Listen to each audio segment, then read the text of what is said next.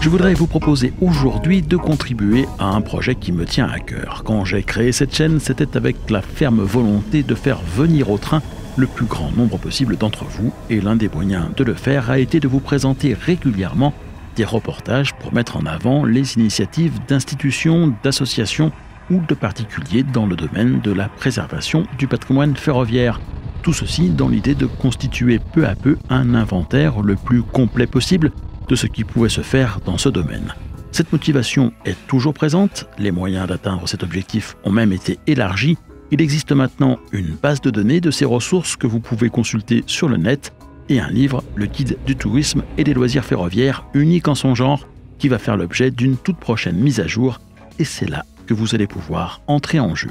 Je vous explique comment et dresse au passage un mini état des lieux du patrimoine ferroviaire dans notre pays. Bonjour et bienvenue dans Aiguillage.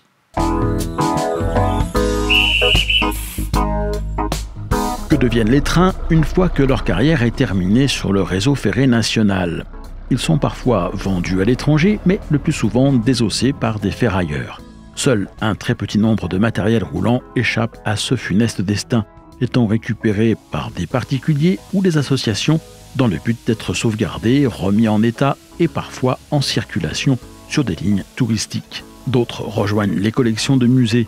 Quelques-uns finissent en pot de fleurs près d'une gare ou sur un rond-point. La première chose qui surprend quand on commence à s'intéresser à ce domaine, c'est que ce ne sont pas des entreprises ferroviaires ou des institutions qui les premiers ont lancé le mouvement de la préservation, mais le plus souvent de simples particuliers.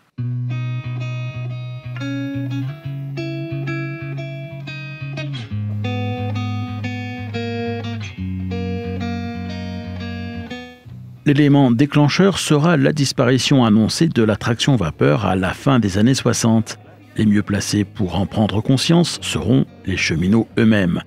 Comprenant qu'une époque était vouée à disparaître assez rapidement et qu'il n'en resterait très probablement assez prochainement aucune trace, certains d'entre eux se sont mis à collectionner des objets désormais inutilisés qui allaient partir à la ferraille et ont commencé à les stocker chez eux. Ils sont nombreux à avoir ainsi créé de petits musées installés parfois à domicile ou dans les locaux de leur commune, se constituant au passage en association. Citons à titre d'exemple quelques-uns de ceux qui ont fait l'objet d'un reportage sur cette chaîne. Le musée du cheminot d'Ambérieu en Puget, dans l'Ain, le musée lorrain des cheminots à Rethel, celui du rail de Dinan en Bretagne ou encore du cheminot vénois à Veynes, dans les Hautes-Alpes. Autre surprise, des particuliers ont pu racheter des locomotives ou des autorails, comme vous et moi aurions pu acheter une voiture.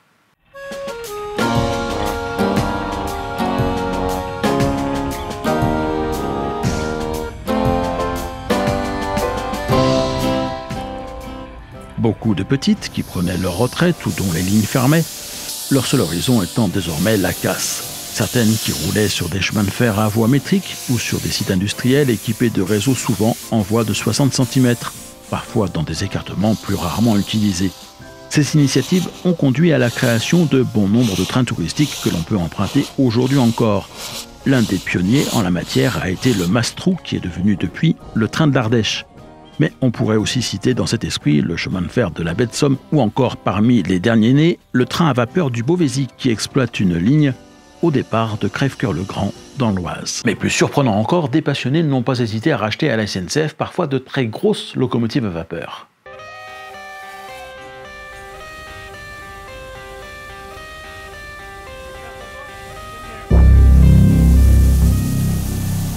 Les plus connus sont la 241 P17 du Creusot, la 231 G558 basée à Sotteville-les-Rouen, la 141 R420 du train à vapeur d'Auvergne, et je pourrais en citer d'autres bien sûr. De nombreuses machines ont été recueillies par l'Ajecta à Longueville dans la région parisienne. Je profite de l'occasion qui m'est offerte pour vous signaler qu'un grand festival vapeur comme il n'y en a plus eu depuis bien longtemps est en préparation pour le week-end prolongé du 6 au 8 mai. Une dizaine de locomotives à vapeur seront rassemblées là-bas, venant de toute la France, aux côtés d'autres matériels historiques. Enfin, plusieurs de ces très grosses machines sont en cours de restauration, et ce depuis parfois de nombreuses années, car ces chantiers sont titanesques et fort coûteux. Citons-en là encore quelques-unes que vous avez pu voir dans Aiguillage. À Wagny, le centre de la mine et du chemin de fer s'attache à redonner vie à la 231C 78, une locomotive ayant roulé pour la Compagnie du Nord, puis la SNCF. À Toulouse, la 241 P9. À Saint-Pierre-des-Corps, près de Tours, la 231 E41. Sur ces machines, il reste a priori quelques années de travail avant que l'on ne puisse espérer les voir prendre la tête de trains spéciaux. Là encore, il ne s'agit pas d'être exhaustif, mais de vous donner en exemple quelques-unes des machines dont j'ai eu l'occasion de vous parler au cours d'un reportage diffusé sur cette chaîne. Et qu'en est-il de la préservation du matériel roulant par la SNCF elle-même ?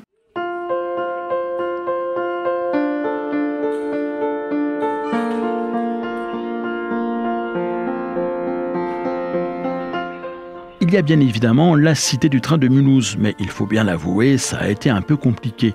Dans les années 50-60, la SNCF a comme priorité absolue de moderniser les chemins de fer français.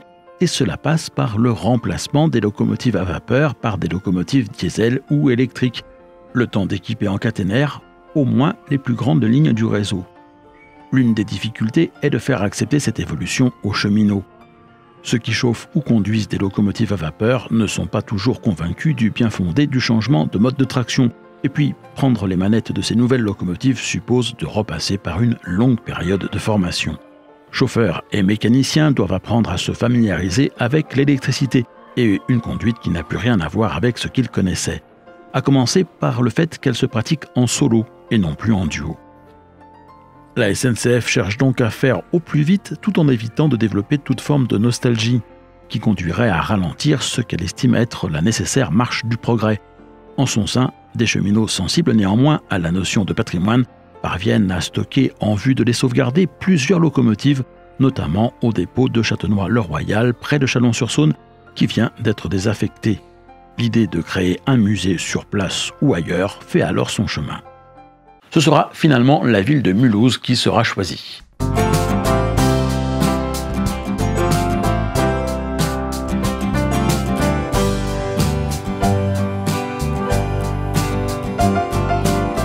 La collection est dans un premier temps installée dans la rotonde du dépôt nord de la ville.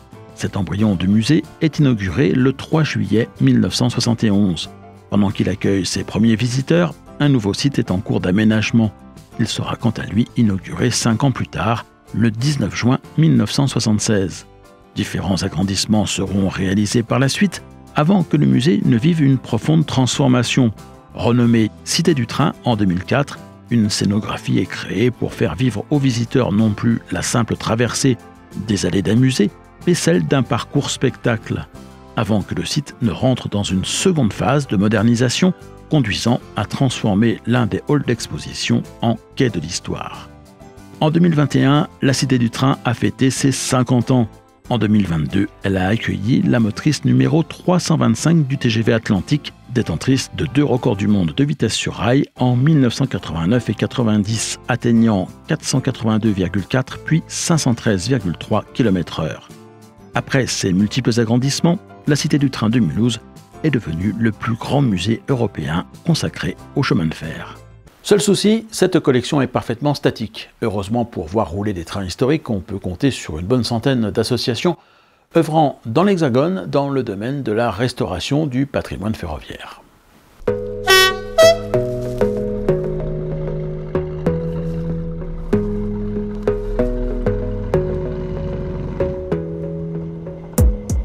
Vous en trouverez une grande partie sur le site de l'UNECTO et vous pourrez constater que l'éventail des modes d'exploitation est très large, même si tous les exploitants de chemins de fer touristiques ne sont pas adhérents à cette association. Selon elle, 1200 km de voies ferrées sont exploités en France par des trains touristiques et leur nombre représente le quart de ceux qui sont recensés dans toute l'Europe, ce qui est quand même pas mal. Quant au nombre de voyageurs transportés, il se rapprocherait des 4 millions annuels, ce qui placerait les trains touristiques à la 4e place des monuments les plus visités de France, derrière le musée du Louvre, le château de Versailles et la tour Eiffel. On ne peut pas dire que les trains, même touristiques, ne fassent pas recette. Je vous ai parlé en début de vidéo de vous impliquer dans un projet qui me tient à cœur, alors il est temps d'y venir.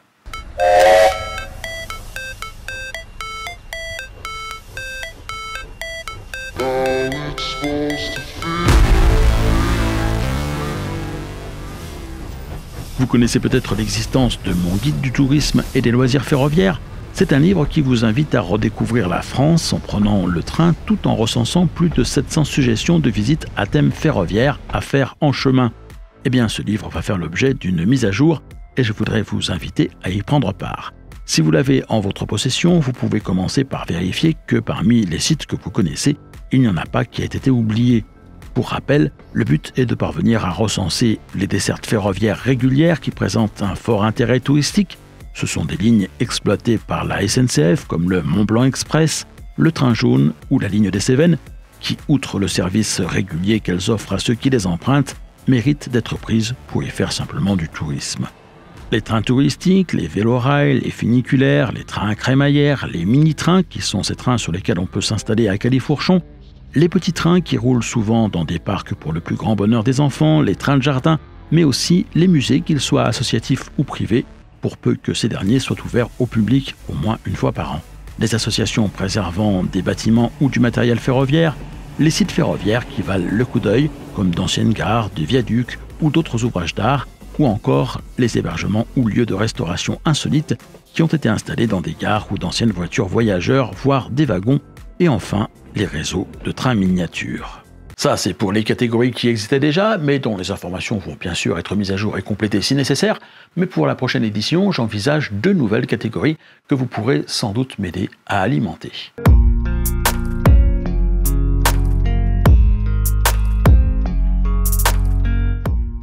Pour la première, je voudrais dresser un état des lieux des locomotives qui roulent sur le réseau ferré national ou sont susceptibles de pouvoir le faire prochainement. Celles qui sont en ordre de marche, mais aussi celles qui sont en cours de révision, qui préparent le passage de leur agrément ou dont les perspectives de retour sur les rails existent, mais dans quelques années seulement. Pour la deuxième, je voudrais recenser un type de locomotive auquel il me semble que l'on s'intéresse beaucoup moins. Ce sont celles qui trônent sur des ronds-points ou parfois près des gares et que l'on appelle les pots de fleurs. Si vous n'avez pas entre vos mains mon guide du tourisme et des loisirs ferroviaires, rien n'est perdu, vous pourrez vérifier sur le site web d'Aiguillage si tel ou tel site y est bien référencé. Je vous explique comment.